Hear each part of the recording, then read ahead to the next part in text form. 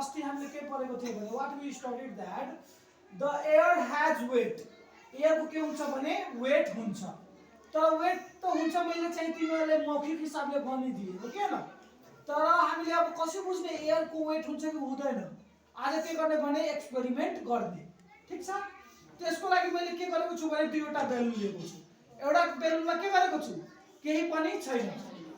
empty balloon this balloon is one balloon is empty and another balloon is filled with air अर्को बेलुनलाई के गरेको छ भने feel गरिएको छ एयर बाट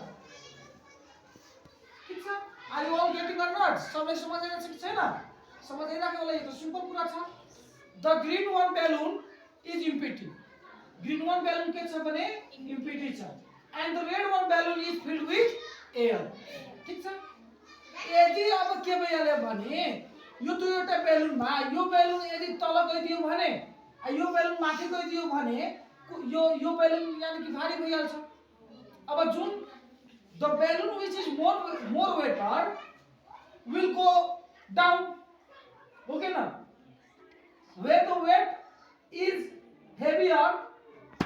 that weight will go in that balloon will go down okay न त्यो बेलुन के भइहाल्छ तल गइदिन्छ त्यो हेर्नु पर्यो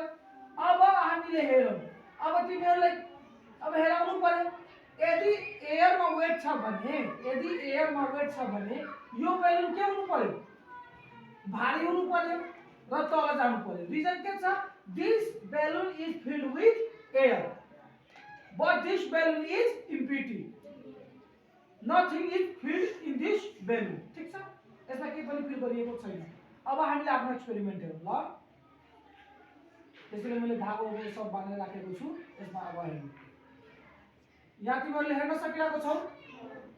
अरे यो हावाले गइरहेछ है त्यति यहाँ हेर्न सकिरहेको छौ हो के न यसमा एयर हामीले फिल गरेको छौ त्यसैले के भइरहेछ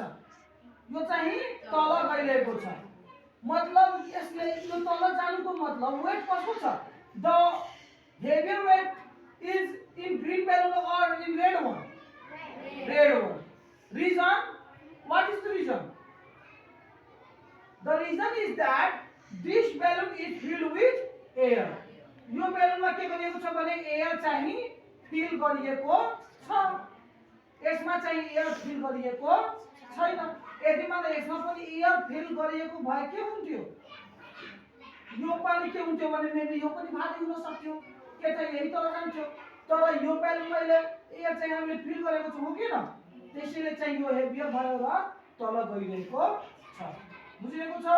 are you getting or not हेस त्यसैले हामीले अब के हामीले एक्सपेरिमेन्टमा प्रुभ गरिदियो भने